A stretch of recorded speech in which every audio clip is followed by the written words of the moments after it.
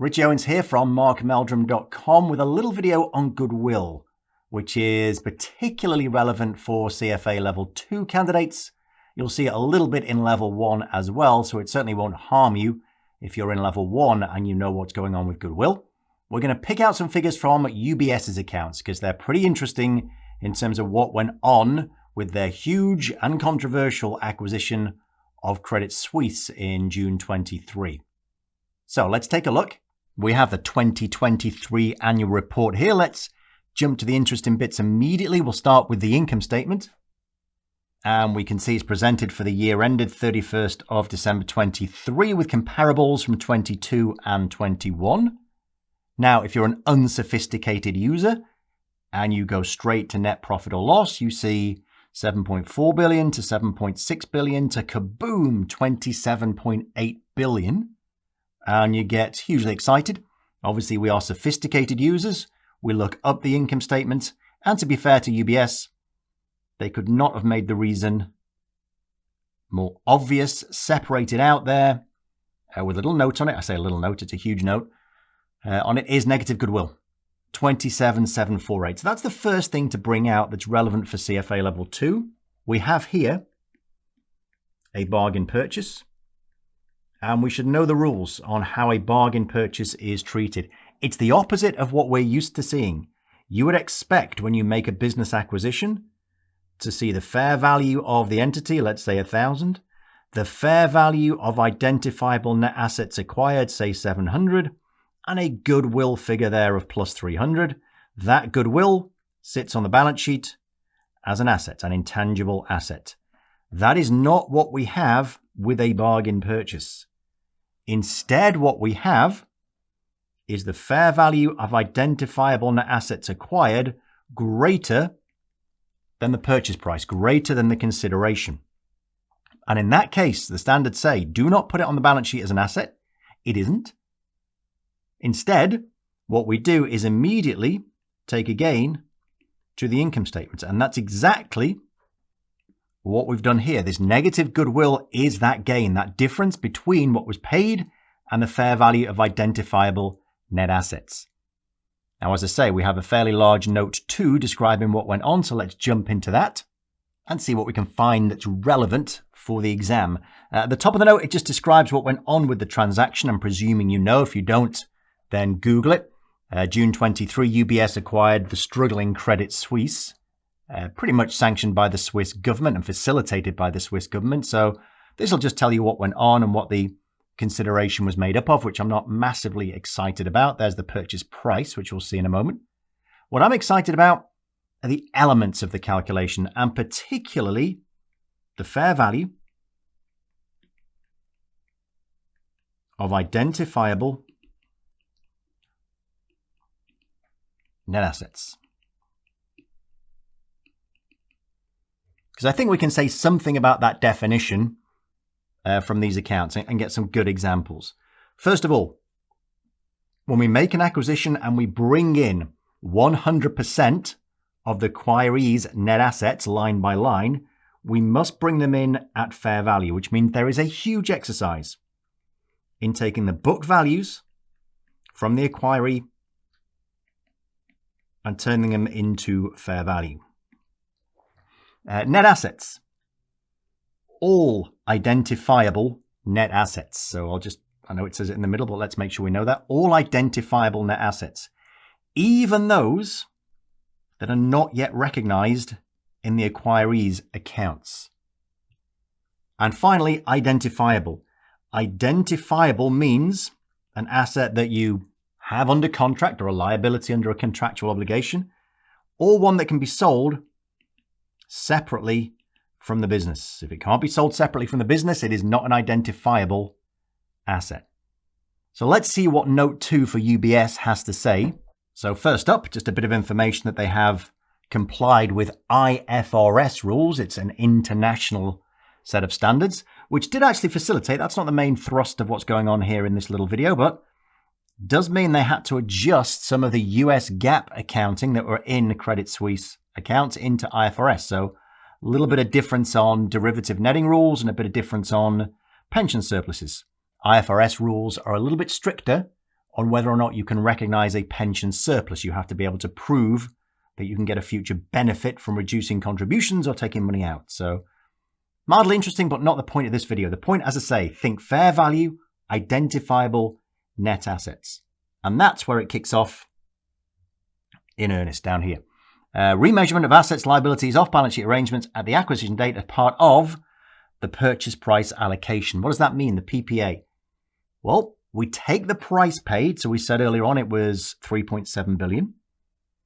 And we have to identify every single asset and liability in the acquiree's accounts at fair value so we don't overstate goodwill.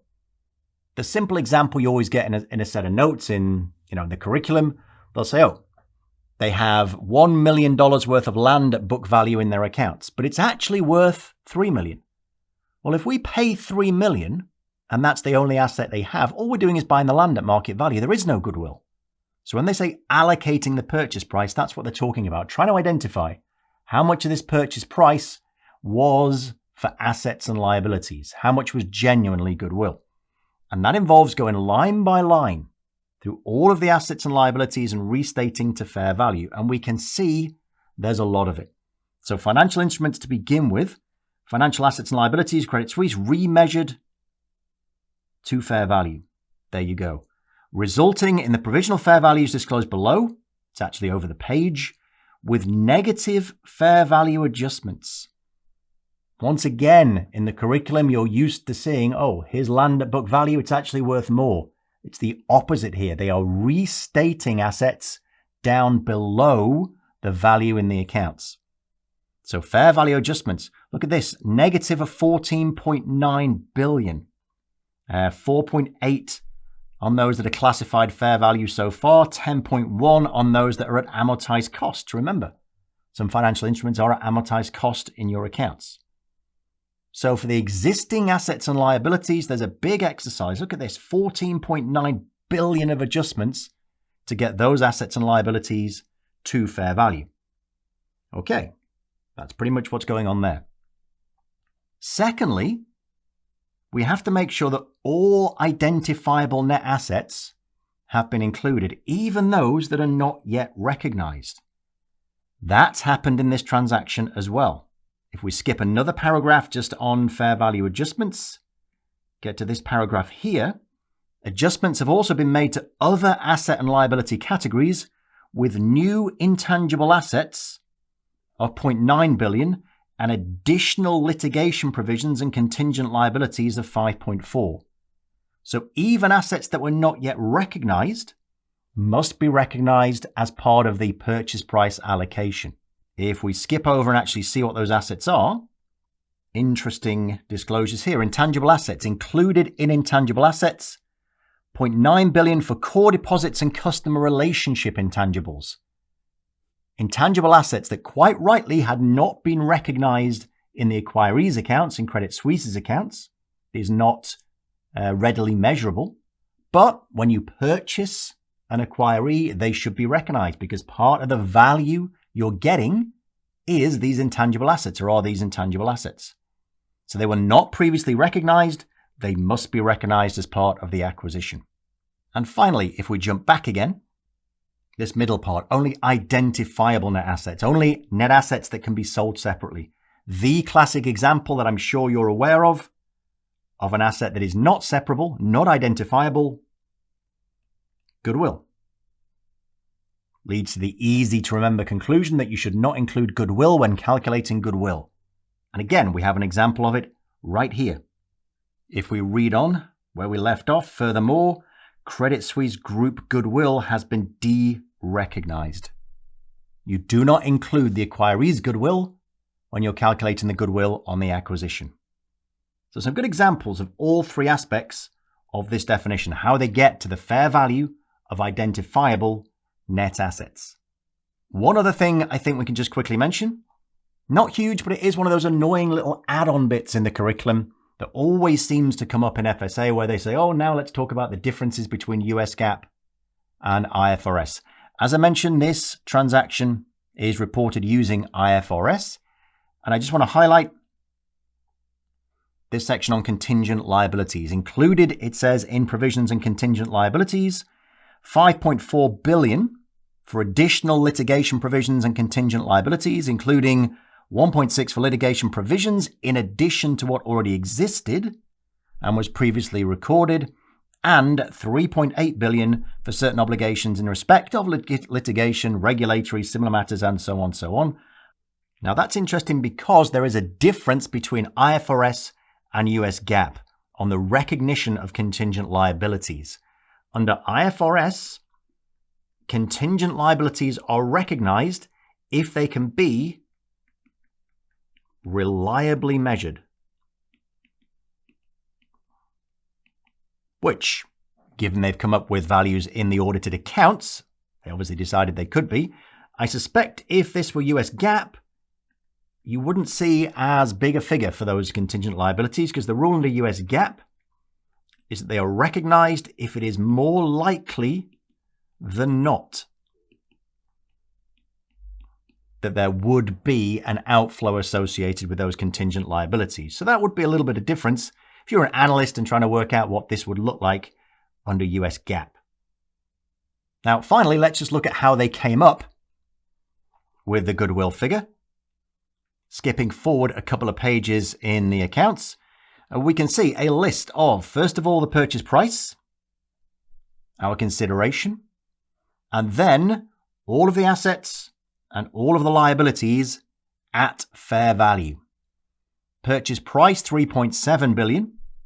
All of your assets and liabilities come to $31.5 there, and then $135 for settlement of pre-existing relationships. That's relationships between UBS and Credit Suisse. They're going to be cancelled once these two become one, not to quote the Spice Girls. And that comes down to a provisional negative goodwill resulting from the acquisition of 27,748. As we said, negative goodwill, a bargain purchase, which is why it went straight, quite correctly, to the income statement.